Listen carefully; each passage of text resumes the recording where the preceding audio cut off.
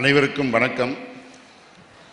விழா மேடையில் வீட்டிற்கும் திரு ஹரிகோபால் சார் அவர்களுக்கும் அவரது துணையார் மற்றும் பள்ளி நிர்வாகத்தினர், பள்ளி ஆசிரியர் பெருமக்கள், மாணவ செல்வங்கள், பெற்றோர், சகோதர சகோதரர் அனைவருக்கும் என்னுடைய மாலை இனிய வணக்கத்தை தெரிவித்துக் கொள்கிறேன். I hope that you all understand Tamil. அதனால் உங்களுக்கு தமிழில் பேசினா இன்னும் கொஞ்சம் பெட்டராக பேச முடியுங்கிறதுக்காக தமிழில் பேசுகிறேன். ஏன்னா நீங்கள் படிக்கிற மாதிரி நாங்களாம் காலத்தில், எங்கள் காலத்தில் வந்து இந்த மாதிரி சிபிஎஸ்சி ஸ்கூல்லாம் கிடையாது, நிறைய கிடையாது. நாங்களாம் ஒரு ஏழையான பள்ளிக்கூடத்தில் தான் படித்தோம். பட் இன்றைக்கி நல்லா இருக்கும் அப்படின்னாக்கா நம்ம எப்படி படிக்கிறோங்கிறது தான் முக்கியம். எங்கே படிக்கிறோங்கிறத விட எப்படி படிக்கிறோங்கிறது தான் முக்கியம்.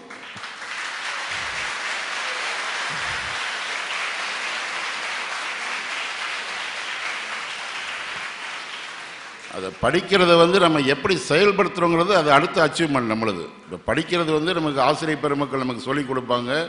எனக்கு வாய்த்த ஆசிரியர் பெருமக்கள்லாம் மிக உயர்ந்த அன்போட ஆழ்ந்த எண்ணத்தோடு எல்லாமே சொல்லிக் கொடுத்தாங்க எங்களுக்கு.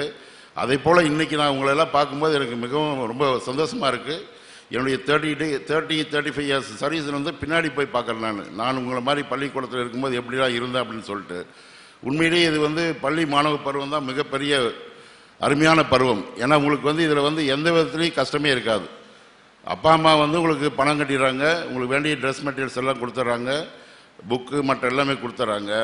நீங்கள் ஒன்லி படிக்கக்கூடியது, நீங்கள் உங்கள் ஃப்ரெண்ட்ஸோடு நல்லா ஜாலியாக என்ஜாய் பண்ண வேண்டியது, விளையாட வேண்டியது, உங்களுடைய உடல் வலிமை, உள்ள தெளிவு, மன உறுதி மற்றும் மற்றவர்களோடு எப்படி பழகிக்கொள்வது என்று எல்லா விஷயமும் நீங்கள் கற்றுக்கிறீங்க பள்ளிக்கூடத்தில் தான். So it is a very good opportunity and it is a very good place for learning everything. அதற்கு இது சன்வீம் வந்து ஒரு மிக உயர்ந்த ஒரு லட்சியத்தோடு அவங்க எடுத்து செய்கிறாங்க. அதில் வந்து நீங்களாம் இன்றைக்கி பார்ட்டிசிபேட் பண்ணும்போது எனக்கு அதில் வந்து கௌரவம் கொடுத்துருக்கீங்கிற போது I hope that it is a very good great opportunity for me in my life career also. நம்ம படிக்கும்போது ஒரு டார்கெட்டை வச்சு எய்ம் பண்ணி நம்ம போகிறோம். ஒரு டார்கெட்டை எய்ம் பண்ணி நம்ம போகும்போது வேகமாக அந்த கோல் நோக்கி ஓடி போயிட்டே இருக்கிறோம். சப்போஸ் நம்ம டார்கெட்டை ரீச் பண்ணிட்டோம், அந்த அரைவ் ஆகிட்டோம் அப்படின்னு சொல்லிட்டு நம்ம வந்து ரிலாக்ஸ் ஆகக்கூடாது. ரிலாக்ஸ் ஆகிட்டோம் அப்படின்னாக்க அந்த ஸ்டேஜை நம்ம தக்க வைக்கணும்னா நம்ம இன்னும் அதிகமாக உழைக்கணும். அந்த ஸ்டேஜ் நம்ம அச்சீவ் ஆகிட்டோம் அப்படின்னு சொல்லி நம்ம பெருமைப்பட்டு நம்ம நின்றுட்டோம் அப்படின்னா we cannot go succeed further. அதுக்காக நம்ம என்ன பண்ணால் அந்த அச்சீவ் பண்ண கோலை வந்து தக்க வைக்கணும் அப்படிங்கிறதுக்காக we have to work more. அப்படி பண்ணால் தான் நம்ம கேரியரில் வந்து சக்ஸஸ் ஆகிட்டே இருக்க முடியும். பிகாஸ் இது வளர்ந்து வர நாட்டில் வந்து டாக்டர் அப்துல் கலாம் சொன்னது மாதிரி மாணவ சமுதாயத்தினுடைய கையில் தான் இந்தியனுடைய வளர்ச்சியே இருக்குது.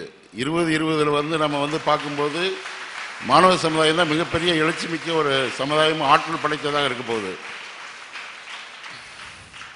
ஆற்றல் படைத்த சமுதாயம் வந்து எங்கேருந்து உருவாகிறாங்கன்னா இந்த மாதிரி நல்ல ஒரு சிறந்த பள்ளிக்கூடங்கள், சிறந்த ஒரு பள்ளிக்கூடம் வந்து எப்படின்னாக்கா ஒரு சிறந்த ஒரு சிற்பியை உருவாக்குறது மாதிரி உருவாக்குறாங்க. அவங்க உங்களை வந்து சிற்பி மாதிரி உருவாக்கிட்டு இருக்காங்க. எல்லாமே உங்கள் ஆசிரியர் பெருமக்கள்லாம் வந்து ஒவ்வொரு நாளும் உங்களுக்கு வந்து வேண்டிய அனைத்து விதமான அறிவுரைகளை கொடுக்குறாங்க, வேண்டிய படிப்பறிவை கொடுக்குறாங்க, பண்பாளர்களாக்குறாங்க. உங்கள் நாட்டில் இந்த சொசைட்டியில் எப்படி வாழணும் அப்படிங்கிறது உங்களுக்கு ஒரு வழிவகை செய்து தராங்க. அதெல்லாம் வந்து நம்ம வந்து இந்த பள்ளிக்கூடத்தில் நீங்கள் இப்போ இந்த லேர்னிங் ஏஜில் கற்றுக்கிட்டிங்கன்னா that will go up to your career. அதுதான் நம்ம வாழ்நாளில் வந்து நம்ம நினைச்சு நிற்கக்கூடியது.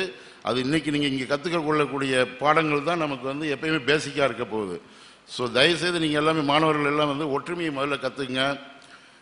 நமக்கு வந்து எந்த ஜாதி, மதம், இனம் வேறுபாடு எதுவுமே கிடையாது. நாம் எல்லாமே வந்து இந்தியர்கள். நம்பர் 1. நம்பர் 2, நம்ம பாதி பேர் வந்து விளையாட போகக்கூடாது அப்படின்னு நினைக்கிறாங்க. பேரண்ட்ஸே வந்து என்ன நினைக்கிறாங்கனாக்கா அவங்களுக்கு வந்து பசங்களுக்கு கிளாஸ் முடிஞ்சோடனே டியூஷன் வைக்கணும், டியூஷன் முடிஞ்சோடனே பரதநாட்டியம் கற்றுக் கொடுக்கணும்.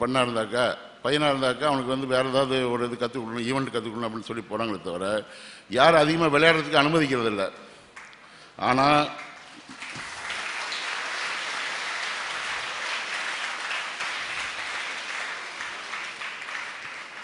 நீங்கள் எவ்வளோ தான் படிச்சுட்டு இருந்தால் கூட நீங்கள் போய் ஒரு அரை மணி நேரம் விளையாடிட்டு வந்துட்டீங்கன்னா, ஒரு கேப் கிடச்சி ஒரு அரை மணி நேரம் விளையாடிட்டு வந்த பிறகு உங்கள் மைண்டு, உள்ளம் எல்லாமே தெளிவாயிடும்.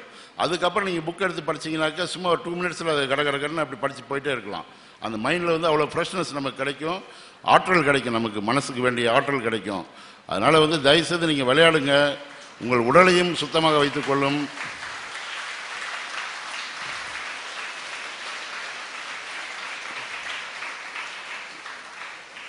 உங்கள் உடலையும் சுத்தமாக வைத்துக்கொள்ளும், உள்ளத்தையும் சுத்தமாக வைத்துக்கொள்ளும்.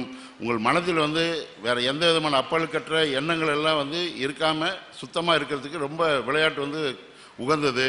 அதை விட இன்னொரு பெரிய விஷயம் என்னன்னாக்கா, இப்போ நிறைய பேருக்கு வந்து மன வலிமை இல்லை. எவ்வளோ பெரிய படித்தவங்களாம் நிறைய பேர் நான் சென்னையில் பார்த்தேன்.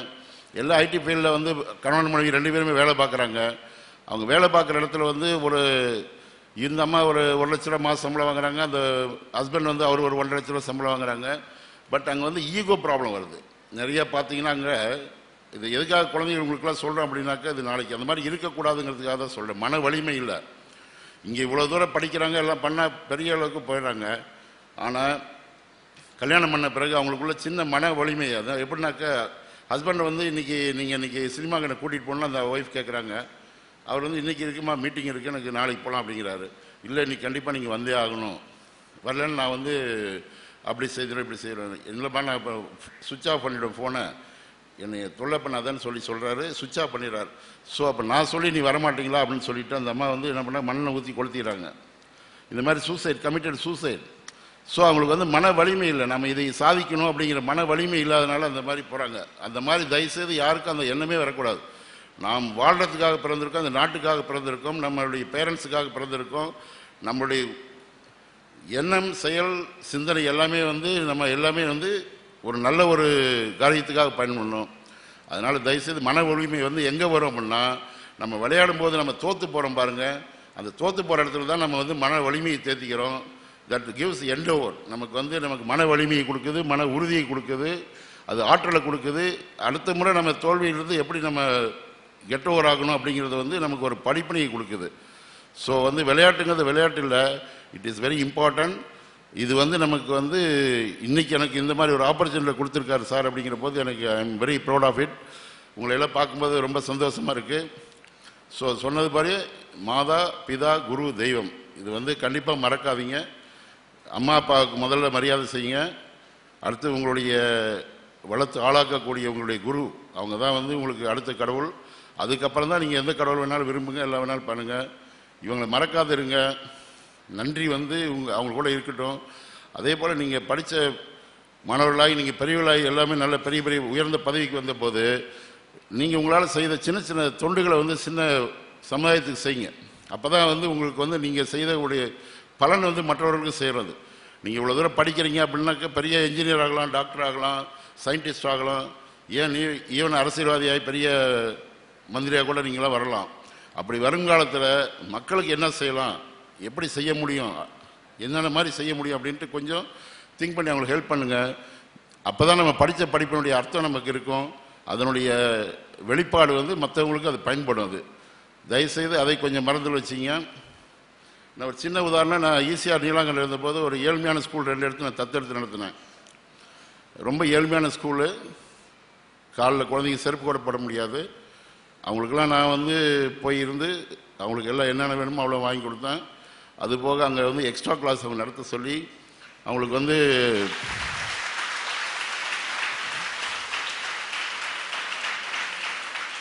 வெளியில் இருந்த ஆட்களை கூட்டிகிட்டு போய் அவங்களுக்கு எக்ஸ்ட்ரா கிளாஸ் எடுத்து நடத்த சொன்னோம், நடத்துனாங்க. அதுபோக அவங்க பாவம் காலையில் சாப்பிட்டு வந்தால் ஈவினிங் வரைக்கும் என்ன பண்ணுவாங்க, உட்காந்துருக்க முடியாதுன்னு சொல்லிட்டு ஈவினிங்கில் அவங்க எக்ஸ்ட்ரா கிளாஸ் உட்காரும்போது ஆளுக்கு ஒரு பிஸ்கட் பாக்கெட் ஒரு நாள் கொடுப்போம், ஒரு நாள் வந்து கடலை பருப்பு வறுத்து கொடுப்போம். ஸோ ஏதாவது ஒன்று அவங்களுக்கு ஈவினிங் ஃபீட் பண்ணி கொடுப்போம். அந்த மாதிரி செய்து அவங்க வந்து 30% வாங்கிட்டு இருந்தாங்க. காஞ்சிபுரம் ஜில்லாவில் வந்து ஒரு கவர்மெண்ட் ஸ்கூலில் 10th வந்து ரிசல்ட் வந்து 30% இருந்தது. நாங்கள் போய் டேக் ஓவர் பண்ண பிறகு 98% they scored.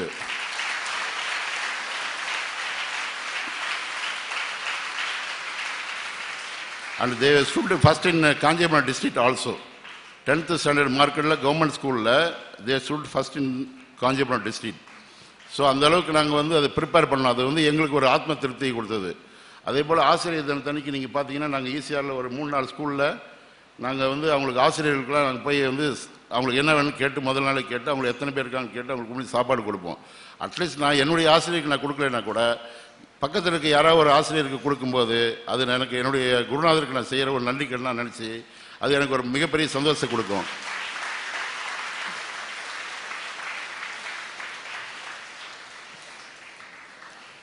அதே போல் நீலாங்கல்ல சாருக்கு தெரியும், கொட்டிப்பாக்கத்தில் இருக்க ஆதிதிராவிட நலத்துறையினால் வரக்கூடிய அரசாங்க பள்ளி அது.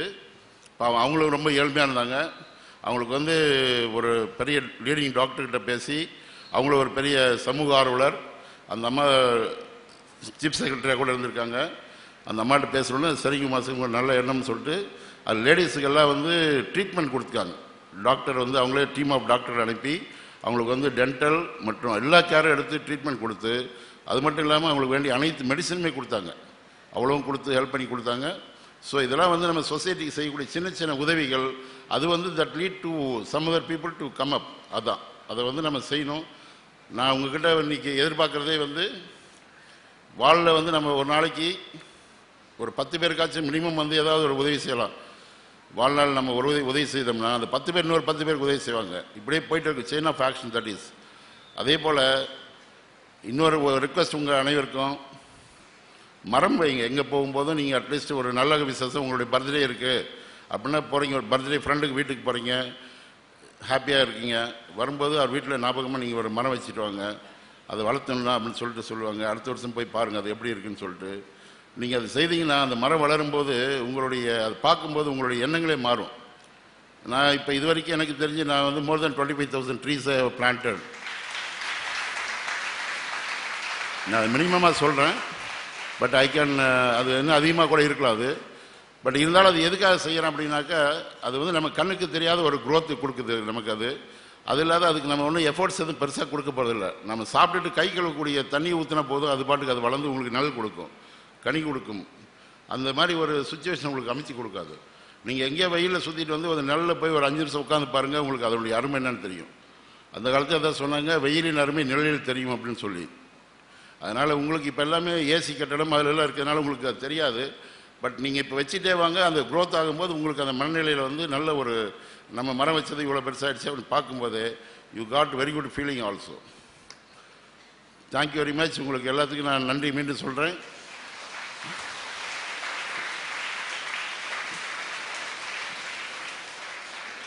உங்களில் வந்து நீங்கள் இன்றைக்கி வெற்றி பெற்றவர்கள் எல்லாம் வந்து விருது வாங்குறாங்க, தோல்வி அடைஞ்ச நாம் வந்து விருது பெற முடியலையே அப்படின்னு சொல்லி யாரும் தயவுசெய்து கவலைப்படாதீர்கள்.